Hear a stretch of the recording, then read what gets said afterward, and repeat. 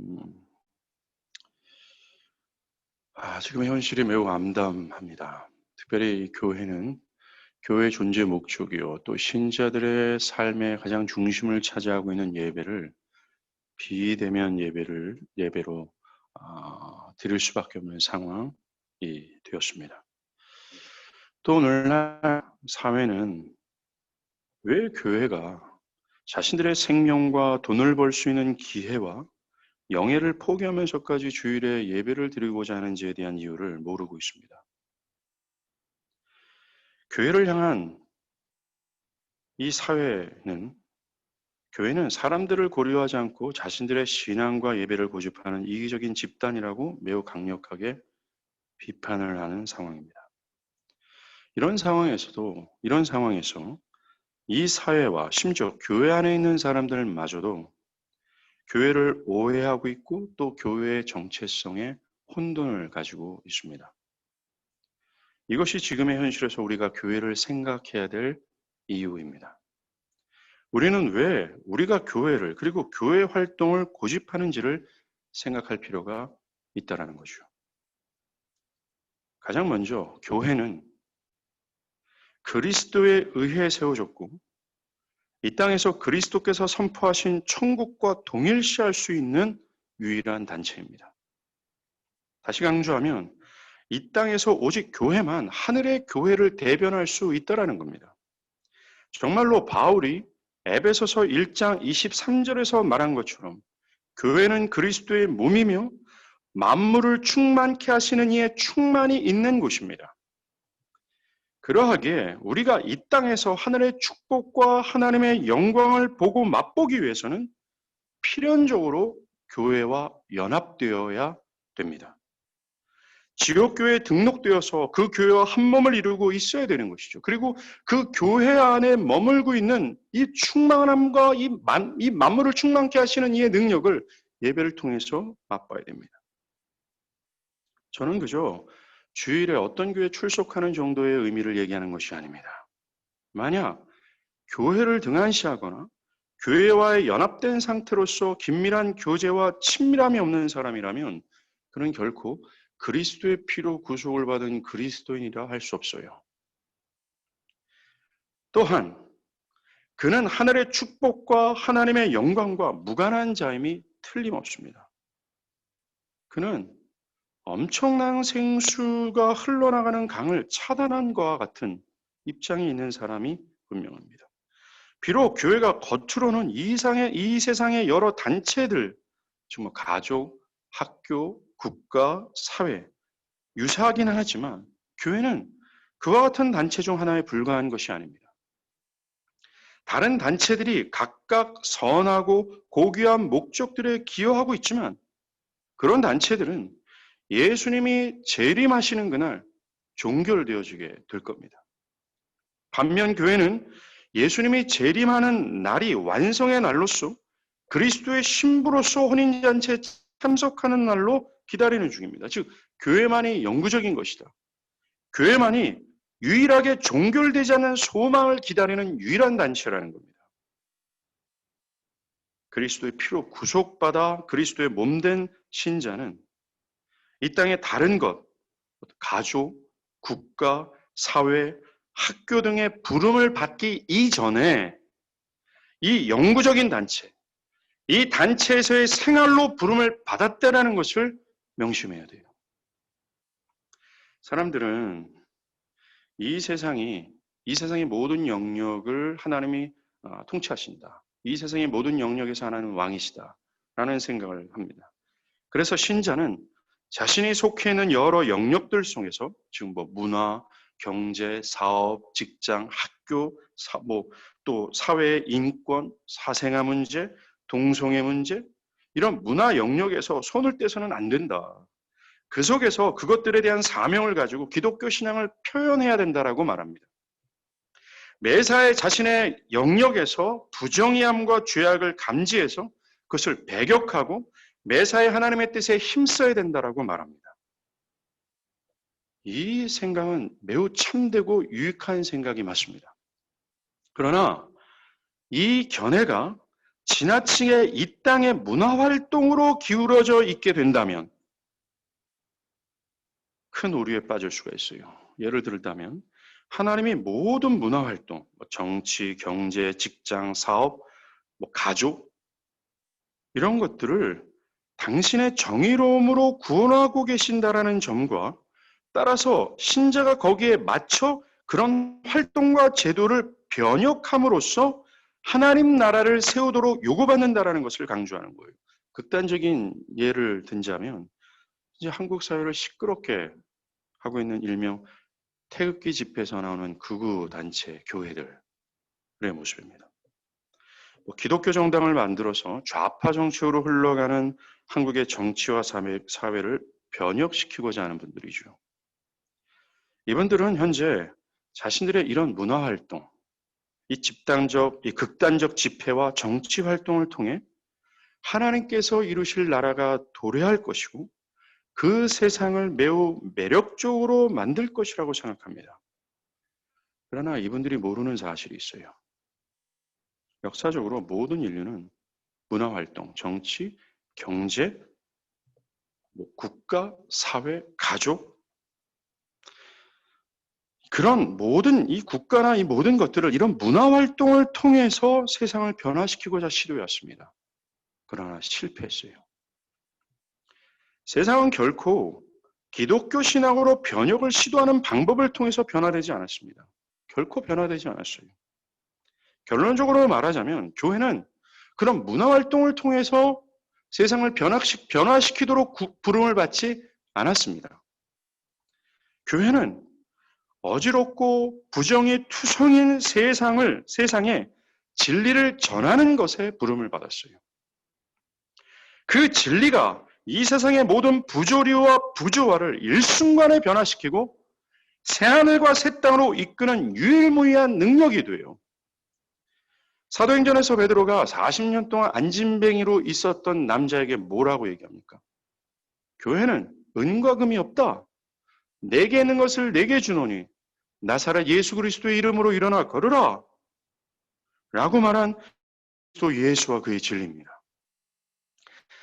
이런 매우 강력한 무기, 가장 효과적인 무기가 있는데 왜 썩은 동아줄과 같은 것을 가지고 무엇을 하고 있는지 굉장히 어리석은 짓이 되죠. 여러 문화활동으로 우리를 부르셨다고 주장하는 사람들 중에는 즉 정치, 경제 어떤 것을 통해서 세상을 변화시키고자 하나님 우리를 부르셨다라고 생각하는 사람들은 기독교의 구원이 천 인류인 아담과 하와에게 맡겨진 사명을 다시 회복하는 것이라고 이해합니다. 그래서 태초에 아담과 하와가 이 땅을 향해 하나님의 뜻을 수행하도록 명령받은 대로 죄로 망가진 인간의 문화를 회복하는 데 부름을 받았다라고 여기는 거예요. 과연 그것이 교회의 부르심일까요?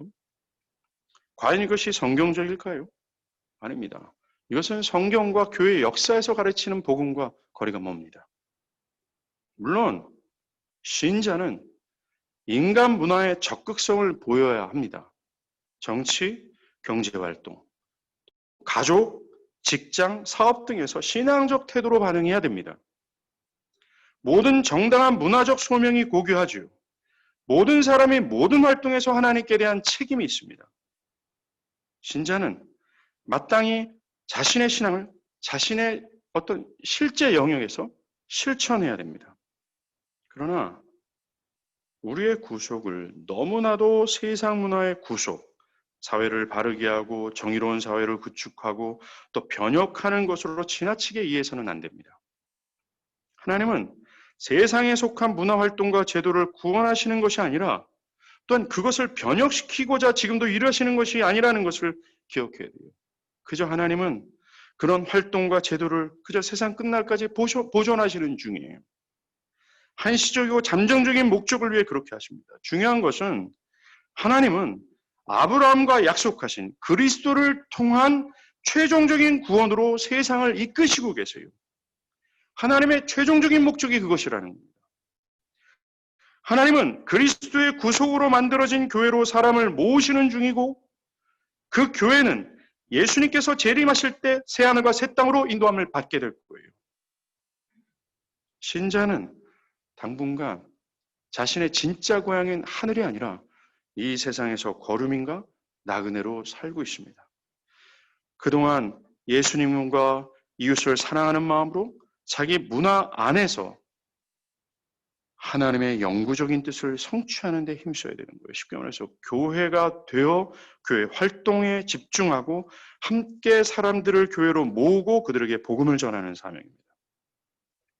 오늘날 사람들은 신자들의 다양한 문화 활동에서 국가, 사회, 학교, 직장 여러 가지 교회의 중요성을 부차적으로 생각하는 경향이 강합니다. 가족, 국가, 학교, 직장 등과 비교해서 교회를 자선으로 여기는 거죠. 아닙니다. 교회는 그리스도의 삶에서 가장 우선이며 그들의 삶의 중심입니다. 다른 모든 단체, 학교, 가족, 국가, 사회는 기독교 실천에서 자선이며 부차적인 것이 됩니다. 그리스도인의 삶에서 부차적인 모든 것들이 하나님의 뜻에서 벗어나지 않기 위해서는 교회는 자신들의 삶에서 최고의 활동으로 또 신자는 교회와 교회 생활을 중심으로 둬야 되는 겁니다. 왜 신자에게 교회가 1차적인 중요성을 차지하는지 구체적으로 살필게요. 여러분은 교회에 오셔서 어떤 활동을 하십니까? 많은 사람들이 공감하는 내용 중 하나가 이거예요. 교회는 일주일 동안 엄청난 스트레스를 받은다. 그래서 지친 우리가 다음 주를 위해 회복하는 그러한 곳이다. 마치 기름이 떨어진 차가 주유소에 들려서 연료를 공급받는 것처럼 사람들이 교회에 와서 재충전을 받아야 될 목적으로 들리는 곳이다. 라고 생각합니다. 또 자신들의 삶을 재정비하고 서로 격려한 이후에 흩어져서 일주일 동안 상대와 맞설 수 있는 준비를 하기 위해서 모이는 곳이다. 과연 이런 생각이 성경적인 생각일까요? 이런 생각은 교회 가는 일이 매우 인간 중심적인 것이라고 생각하는 생각입니다. 교회 가는 일은 나 자신이나 심지어 나 자신을 1차적인 목적으로 하는 것이 아닙니다. 내가 은혜를 받고 나의 삶의 위로를 얻고 교회 가서 격려를 받아 일주일 동안의 삶을 준비하는 그러한 목적이 아니라는 거예요. 교회에 가는 일은 하나님을 1차적인 목적으로 둡니다.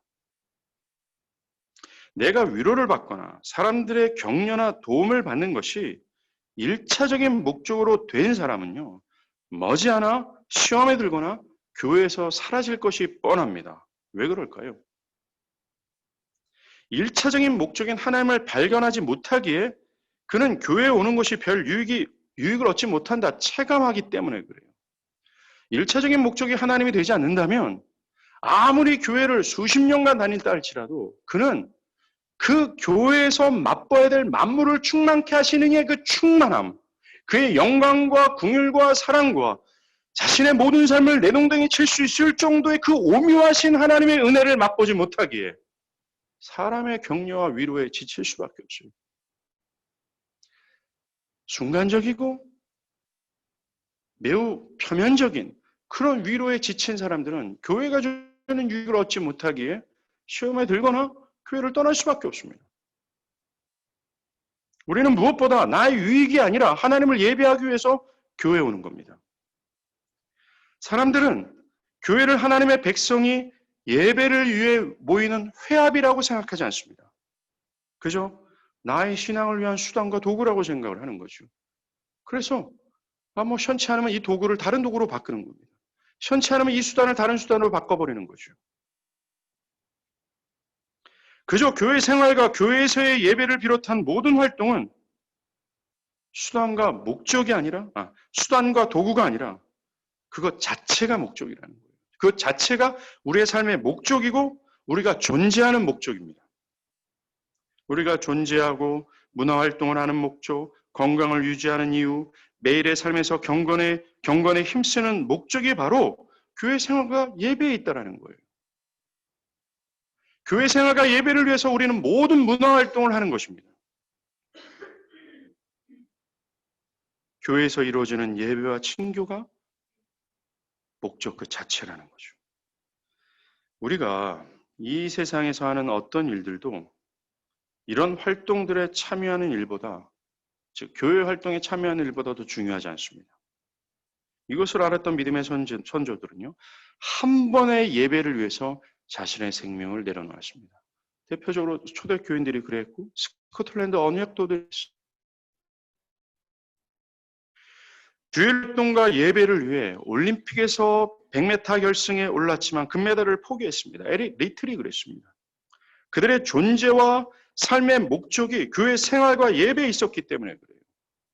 그리스도인의 삶의 중심은 세상의 문화활동, 즉 여러분의 직장, 사업, 정치, 어떤 선한 어떤 운동들에 참여하는 일이 아니라 그리스도인의 삶의 중심은 교회 생활과 예배에 있어요. 오늘날 교회 안에 있는 사람들은 지금 제가 방금 말씀드린 이 성경적 진리에 대해서 말 같지도 않은 얘기다라고 취급할지 모릅니다. 왜냐하면 이들은 이미 자기 중심성을 가지고 교회를 자기 유익이나 삶과 신앙의 수단으로 생각하고 있기 때문에 그래요. 자신의 생명과 금메달을 내려놓을 정도로 교회 생활과 교회에서의 예배, 그것이 그들의 중심을 차지하지 않고 있기 때문입니다. 사람들은 이런 성경적 진리를 버리고 자신의 소견대로 정말 행하는 때예요. 주일은 이런 것이고 교회는 이런 것이고 적당한 수준으로 예배하고 적당한 수준으로 교회 생활하면 된다고 생각합니다. 제가 확언컨대 그들은 결코 그리스도의 피로 구속을 받은 사람들이 아닙니다. 그들은 결코 그리스도의 몸된 교회와 연합되지 않는 사람이 분명합니다. 그들은 그리스도의 구속의 은혜로 그들의 심장이 살아나지 않았고 자신의 생명과 유익을 내려놓을 정도로 그리스도의 교회와 예배가 소중하지 않는 사람이 분명히 맞아요. 그들은 분명 그리스도 밖에 있는 사람이 맞습니다. 여러분은 교회 생활과 예배가 여러분의 삶의 중심을 차지하는가를 보시길 바라요. 여러분은 어떠냐라는 겁니다. 지금 인터넷을 통해서 영상으로 예배를 드리고 있는 여러분들은 교회 생활과 또 교회 예배가 여러분들의 삶의 중심이요 여러분들의 궁극적인 목적인지를 한번 살피길 바라요. 또는 교회 생활과 교회 예배가 여러분들에겐 자선입니까? 부차적인 겁니까? 여러분들의 우선은 여러분들의 직장과 자녀와 가족과 사업인가? 한번 보시길 바라요. 그것은 곧 내가 신자인가 불신자인가를 시금석으로 줄 수 있는 중대한 질문이 되는 거죠. 이런 가르침을 더 보충하기 위해서 몇 가지 더 짚어보겠습니다. 제일 먼저 교회가 그리스도인의 중심이 되어야 될 이유는 아까 말씀드린 것처럼 이 땅에서 오직 교회만이 하늘의 교회를 대변하기 때문에 그래요. 정말 구속의 나라와 동일시 될 수 있는 유일한 단체가 교회라는 겁니다. 교회가 그리스도의 몸이라고 성경은 선언하고 있기에 교회와 더불어 친밀하게 교제하는 것은 곧 그리스도와 교제하는 것이 됩니다. 그리고 교회와 친교를 누리는 것은 예수님이 선포하신 천국과 더불어 교제하는 것이 됩니다. 그것으로 만물을 충만케 하시는 하나님의 나라의 영광과 충만함을 맛보게 되는 거죠. 교회는 이 세상의 다른 단체로서는 도저히 상상할 수 없는 이 구속의 나라로 들어가는 문이 되죠. 또 구속의 나라에서 누리게 될 친교를 베푸는 단체입니다. 그러하게 다른 단체에 비교해서 가장 중심에 서 있어야 될 것이 교회예요. 다른 어떤 단체나 문화활동을 통해선 이 땅에서 저 하늘의 나라를 맛볼 수 없습니다. 여러분들이 가정을 사랑으로 가꾸고 여러분의 직장과 사업체가 정의로움으로 가득 찼다 할지라도 또는 여러분들이 선한 생각으로 하고자 하는 여러 가지 운동들이 정상화를 회복하고 하나님의 말씀으로 어떤 정의로움이 회복됐다 할지라도 그런 문화활동들을 하는 여러 단체들은 결코 만물을 충만케 하시는 이의 충만한 은혜와 영광을 절대로 맛볼 수 없어요. 오직 교회뿐입니다. 그게 성경의 선언입니다. 가족, 국가, 사회, 직장 모두 고귀하고 매우 유익한 단체 정말 맞습니다. 그러나 그것들 중 어떤 것도 이 땅에 존재하는 천국이 아니에요. 교회가 그리스도의 삶의 중심이 되어야 될 이유는 교회가 이 땅에서 우리에게 하늘나라를 구체적으로 보여주고 우리를 장차 오게 될 세상에서 누리게 될 친교를 제공하는 유일한 공동체이기 때문에 그래요. 둘째, 교회가 그리스도의 삶에서 중심이 되어야 될 이유는 교회가 하나님께 대한 예배를 거행하는 특별한 공동체이기 때문입니다. 우리는 우리의 미래에 대해서 확실히 알 수 없는 것이 많습니다. 여러분들, 우리의 미래를 우리가 어떻게 확실히 알 수 있어요? 대부분 잘 모릅니다. 심지어 우리가 저 하늘나라에 올라가서 어떤 문화활동들을 하게 될지는 미지수예요. 그러나 확실히 알 수 있는 것은 뭔지 아십니까? 확실히 알 수 있는 우리의 미래가 뭔지 아십니까? 우리가 갈 저 천국은 예배의 나라라는 거예요. 예배로 가득 찬 장소라는 것이 분명한 사실입니다. 계시록 15장에서 보여주고 있고 계시록 22장에서도 계시록 5장에서도 하나님의 보좌와 어린 양이 계시고 그리스도의 피로 구속받은 흰옷 입은 수많은 무리들과 하늘의 모든 영광스러운 피조물들이 계속해서 그 영광의 하나님을 예배하고 또 예배하는 거예요. 성경이 말해주는 우리의 영원한 미래의 확실한 모습은 예배의 나라, 예배하는 행위, 예배로 가득한 곳, 그것이라는 겁니다. 이렇게 신자들의 최종적인 목적지가 예배의 나라이기 때문에 우리가 현재 하는 예배는 그리스도인의 삶의 중심이 되어야 돼요. 계시록에 나타나는 수많은 예배자들은 이 땅에서부터 그렇게 열광적으로 하나님을 향하여 피 흘리기까지 싸우며 나의 모든 것을 희생하면서까지 하나님을 예배했어요. 또한 예배를 중심으로 살았던 자들입니다. 사랑하는 여러분, 그 예배의 나라에 설 수 있는 자들이 어떤 자인 줄 아십니까? 바로 이런 사람들이에요. 예배에 냉소적인 마음을 갖거나 무성의한 태도를 보이는 사람들이라면 결코 그 예배의 나라에 설 수 없어요. 오직 이 땅에서 참되게 예배했던 자들만이 그 거룩하고 영원한 예배에 들어갑니다. 오직 그리스도를 믿음으로 의롭다함을 얻은 사람만이, 그 은혜로 이 영적인 심장을 정말 가진 사람들만이 예배의 나라에서 맛보게 될 은혜를 이 땅의 현장의 예배에서 맛보게 되는 거죠. 이 사실이 우리를 교회로 향하게 합니다. 왜요? 교회는 1차적으로 예배 공동체이기 때문에 그렇습니다. 오늘날에는 모든 삶이 하나님께 드리는 예배가 되어야 된다 라고 나름대로 경건한 사람들이 말합니다. 즉, 삶이 예배가 되어야 된다. 예배는 삶이다 라고 말하죠. 그래서 일상의 삶에서 무슨 일을 하든지 하나님의 말씀에 따라 하나님을 의식하며 하나님을 영화롭게 해야 된다. 그러한 태도로 살아가는 이 삶의 예배가 매우 중요하다라고 말합니다. 그건 사실입니다. 그러나 성경은 예배로 지칭하는 특별한 활동에 대해서 얘기해요.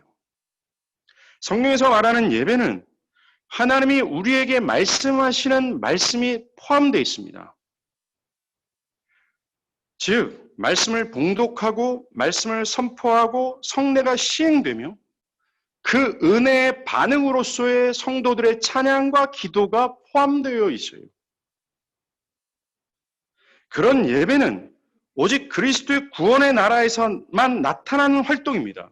즉, 교회에서만 나타나는 활동이라는 거죠.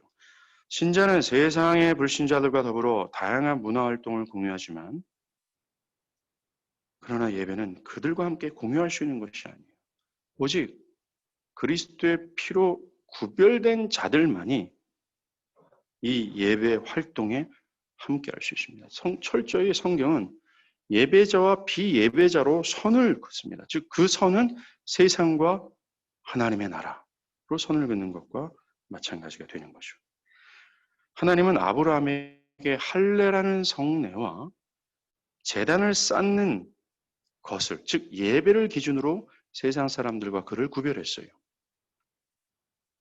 또 선지자와 제사장을 주시고 예배할 수 있는 성전을 세우고 제사 제도를 정함으로 다른 사람들과 이스라엘 자손을 구별했습니다. 바벨론으로 추방당한 다니엘과 세 친구들은 이방 예배에 동참할 것을 거부하고 예배가 오직 참되신 하나님께만 속한 것을 주장함으로써 바벨론 제국과 자신들을 구별했습니다. 신약 성경에서도 제자들은 하나님께 신령한 예배를 드리는 부르심으로 세상 사람들과 구별했어요.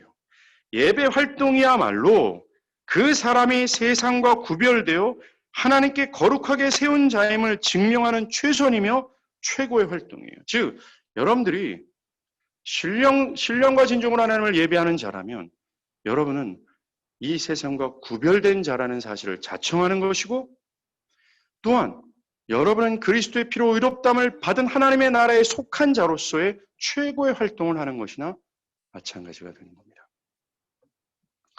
예배는 하늘나라에 속한 활동인과 동시에 이 땅의 교회에 속한 활동에 속합니다. 신자는 삶 속에서 개인이나 가족 단위로 예배하는 것이 중요해요. 매일같이 말씀을 묵상하고 쉬지 말고 기도하는 것. 그러나 성경에서 특별하게 관심을 보이는 예배는 공동 예배입니다. 공적 예배, 공동체 예배를 뜻하는 거죠. 바울은 이 공동 예배를 분명히 가르쳤어요. 또한 오늘 본문에서도 함께 모여 예배하는 것을 게을리하지 않도록 신자들에게 경고할 정도입니다. 왜냐하면 우리는 이 땅에 사는 예배를 통해 하늘에서 이루어지는 예배와 교감할 수 있기 때문에 그래요. 개인 예배, 즉 말씀을 읽고 평상시에 기도하는 것 있지 않습니까? 이것을 충실하게 해 나가는 사람들 중, 아니요, 불성실하게 해 나가는 사람들도 마찬가지처럼 얘기합니다. 그들은 교회에서 공동체 예배 드리는 것, 공동 예배를 드리는 건 그거보다 내가 홀로 기도하고 말씀을 충실하게 연구하고 또한 묵상하는 것이 더 큰 유익이라고 생각하는 사람들이 있어요. 또한 그렇게 혼자 예배하는 것이 충분하기 때문에 공동 예배가 필요 없다라고 말할 정도로, 그래서 공동 예배를 드리는 것에 매우 게을리하면서 자신의 신앙에 어떤 문제의식도 느끼지 못하는 사람들이 있습니다. 그들은 이 공동 예배, 지금까지 한 모든 말씀의 진리를 이해하지 못하는 것과 함께 공동 예배를 향한 하나님의 뜻을 모르고 이 공동 예배 가운데 일하시는 하나님의 역사를 조금도 경험하지 못한 불행한 사람이라고 말씀드릴 수밖에 없어요. 개인 예배가 불충분하다고 느끼는 이유는 첫째로 하늘에 속한 예배는 공동체 활동이기 때문에 그렇습니다. 그렇기 때문에 이 땅에 사는 공동체 예배는 하늘에서 이루어지는 예배를 가장 풍성하게 미리 맛보는 전조예요. 또한 하나님은 공동체 예배를 자기 백성을 영생으로 이끄는 은혜의 방편으로 삼으셨습니다.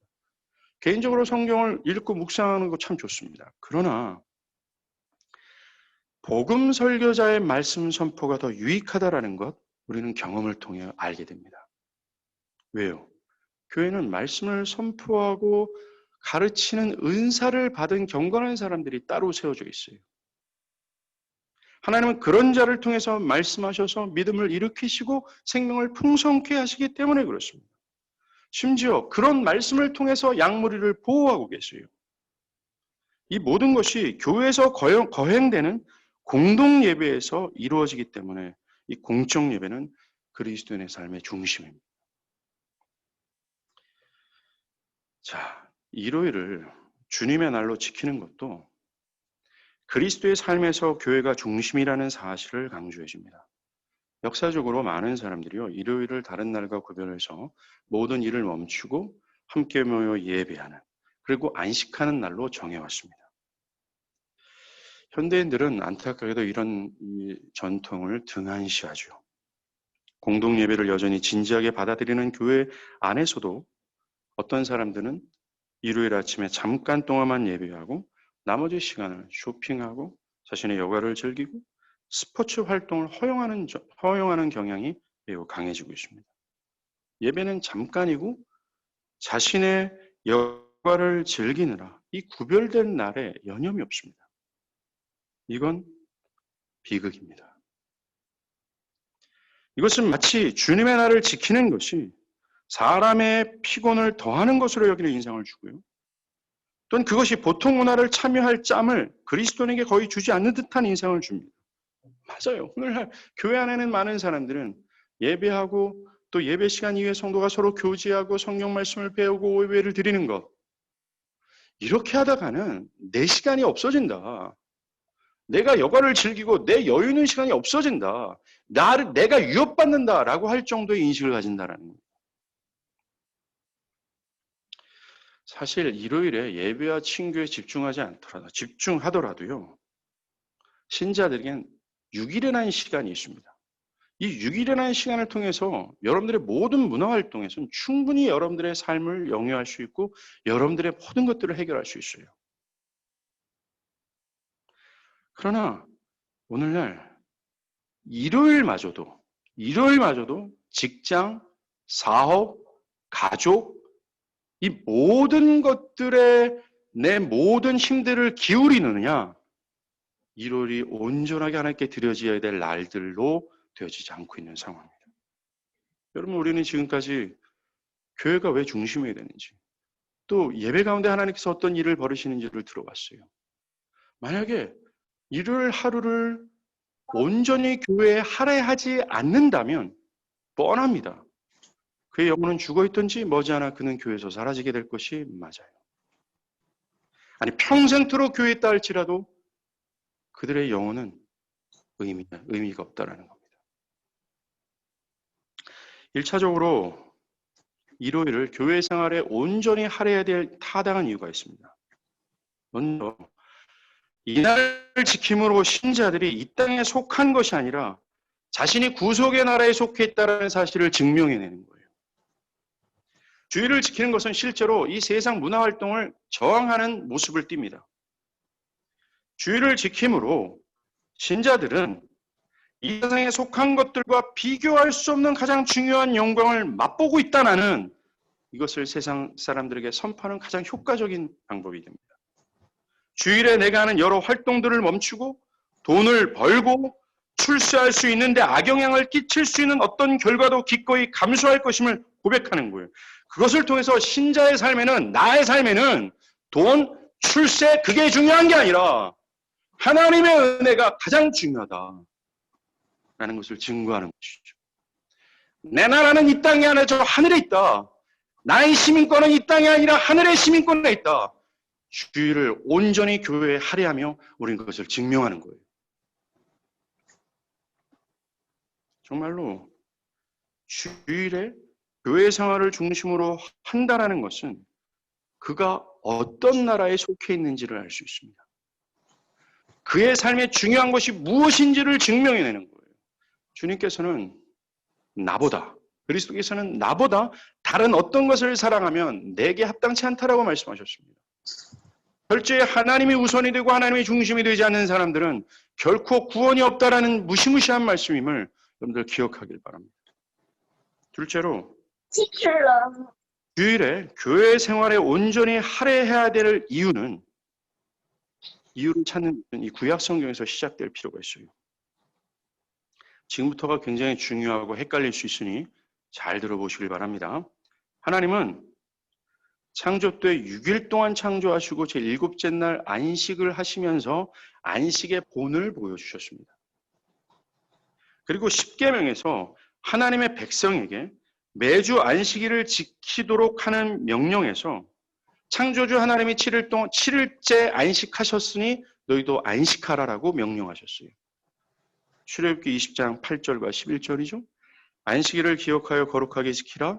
이는 엿새 동안 나 여호와가 하늘과 땅과 바다와 그 가운데 모든 것을 만들고 7째 날에 쉬었습니다. 이렇게 구약에서 규정한 안식일 제도의 주된 목적 중 하나가 안식일을 지키는 주된 목적 중 하나가 하나님께서 태초에 하신 일 6일 동안 일하고 7째 날 쉬는 거 있잖아요. 이것을 모방해야 될 기본적인 의미가 인간에게 있다는 것을 보여주는 겁니다. 만약에 6째 날 일하고 7째 날 쉬지 않는다면 그 사람은 하나님의 형상을 배운 인간으로서의 기본적인 의미를 불순종하는 것이다 라고 말씀드리고 있다라는 겁니다. 그리고 이제부터가 중요합니다. 창조 때 안식일 규정은 매우 중요한 진리가 내포되어 있어요. 하나님은 첫 아담에게 하나님을 알 수 있는 지식과 하나님의 뜻을 따를 수 있는 의지와 능력을 마음 깊숙이 새기셨습니다. 그것으로 아담은 이 세상에서 하나님의 모든 명령을 완전하게 순종할 수 있었어요. 그 완전한 순종의 결과 하나님께서 6일 일하신 후 7일 안식한 것처럼 하나님의 모든 명령을 따라 순종했던 6일의 일을 한 아담은 그 후 새로운 나라 새하늘과 새 땅에 들어가 7일째 하나님께서 맛봤던 안식을 영원토록 누리게 되는 것이죠. 모세가 출애굽기에서 신명기에서 안식일 준수 명령이 바로 이 뜻이 내포되어 있는 거예요. 잘 들어보세요.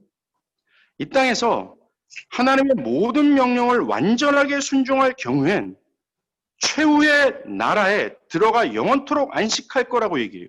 6일째 일하고 7일째 안식한다는 의미가 이 뜻입니다. 지금 이 땅의 모든 삶은 6일과도 같아요. 이 땅의 모든 삶, 이 6일 동안 우리는 하나님께서 명령하신 모든 것을 온전하게 순종해야 돼요. 그래야 7일째 안식으로 들어갈 수 있는 거예요.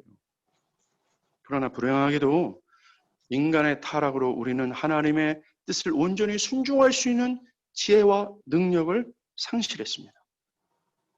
그래서 하나님은 하나님의 모든 명령을 순종해야 될 우리 대신 오실 그리스도가 하나님의 모든 명령을 완전하게 순종하셔서 우리가 그것을 믿음으로 6일째 완전하게 순종한 것처럼 여김을 받게 하셔서 7일 때 안식으로 들어가도록 하는 거죠. 영원한 새하늘과 새 땅으로 들어가게 하는 복음을 주셨어요.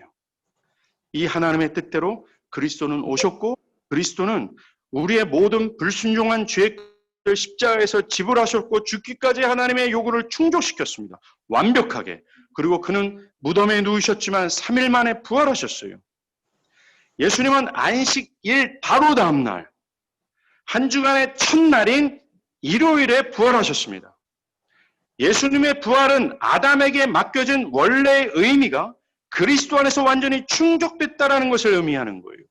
자, 예수님은 하나님의 아담에게 요구하신 6일 동안의 완전한 순종을 첫날, 즉 일요일날 부활하심으로 그것이 완성되었다고 선언한 겁니다.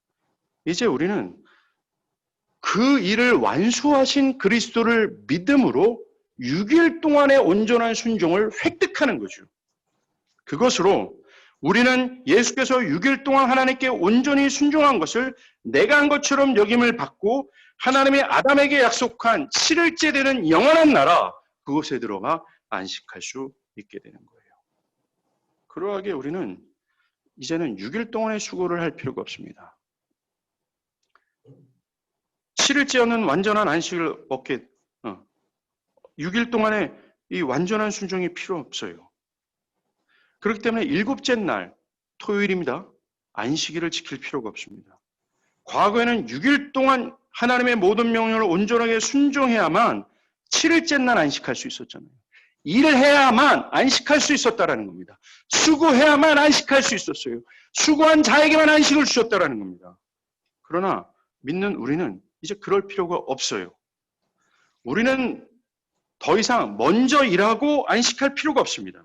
대신 우리는 그리스도 안에서 먼저 안식을 받았어요. 아무런 일도 안 했는데 먼저 안식을 받고 그 안식 안에서 일하는 겁니다. 그래서 주간의 첫째 날인 일요일을 교회가 예배를 위해 모이는 날이 된 거죠. 이제 주님이 부활하신 일요일. 제가 언성을 높이면 음향이 깨지죠. 그래가지고 목소리를 좀 죽이겠습니다. 크게 하고 싶은데. 이제 주님이 부활하신 일요일. 주간 첫 일요일입니다. 예수 안에서 아담에게 맡겨진 온전한 순종이 그리스도 안에서 완성되었다는 것을 선언하는 우리 예배를 통해서. 그리고 우리가 그리스도를 믿는 믿음 안에서 아담이 충족해야 될 그것을 충족했다는 사실을 증언하고 나는 하지 않았는데 예수께서 하셨기에 나는 다 했습니다. 6일 동안의 모든 일들을 다 수고했습니다. 라고 증언하고 이제 미래의 안식을 상기하며 바라보는 거죠. 주일 예배를 통해서. 먼저 휴식하고 그런 다음에 일함으로써, 즉 우리는 먼저 안식하고 기독교의 구원 교리를 선포하는 거예요. 율법은 뭐라고 얘기합니까? 너희들이 일한 후에 안식할 수 있다. 그러나 이제 우리는 그리스도의 공로로 먼저 안식하고 그 안식을 토대로 일하게 되는 거예요. 정말 주일을 성수하는 것, 주일을 온전히 교회에 할애하는 이 우리의 행위는 기독교의 구원 교리를 선언하는 겁니다. 사랑하는 여러분, 여러분들이 주일날 와서 예배하는 것은 일주일 동안 지친 심령을 위로받는 것이 아닙니다. 주일날 여러분들이 교회에 온 거는 그리스도의 공로를 기억하며 그리스도의 공로 가운데 내가 마치 그리스도처럼 행한 것처럼 여김을 받는 것을 상기하고 그 결과 이 안식을 다시 한번 기억하고 영원한 나라에서 우리가 안식할 그간을 바라보는 거죠. 우리는 주일을 지킴으로 우리가 일하여서 안식하는 것이 아니라 거저받은 그리스도의 공로로 안식함으로 일하게 되었음을 증명합니다. 만약 우리가 주일을 지키지 않는다면 우리는요, 뭐가 되는 거예요? 율법주의자가 되는 거예요. 주일을 지키지 않는다는 그 그리스도의 공로를 무시하고 첫 아담이 일함으로 안식을 얻으려고 했던 율법주의로 다시 돌아가는 겁니다. 마치 바리새인처럼 오만방자한 태도를 보이는 것과 같은 거죠. 이처럼 일요일을 주님의 날로 지키는 것은 중요합니다. 이것이 중요한 일인 이유는 그 날에 하는 모든 활동이 구원의 나라에 관련된 일들에 우리의 관심을 최대로 집중시키기 때문에 그래요. 일상을 접고 예배와 친교에 전념함으로 우리 자신이 어느 나라에 속해 있는지, 우리가 누구의 백성인지, 우리의 중요성이 어디에 두고 있는지, 우리의 가치가 어떤 것에 있는지 말하고 음미하고 선언하는 겁니다. 이 땅에서 출세할 수 있고 좀 더 많은 돈을 벌 수 있는 일을 포기할 정도로, 사실 일요일에 좀 일한다고 더 많은 그런 경우에 별로 없습니다. 왜 그런 어리석은 생각을 하는지 잘 모르겠어요. 그 앞에 자신의 영원한 생명이 망하고 있다는 사실을 모르고 있는 거죠. 눈에 보이는 사업체가 조금 흥행하도 여러분들의 미래는 망해가고 있다는 걸 기억해야 되는 거예요. 더 처절하고 무시무시하게.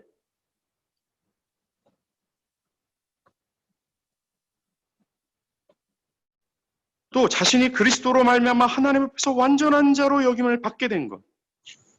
그리고 안식이 보장되어 있다는 것을 즐거워하는 것.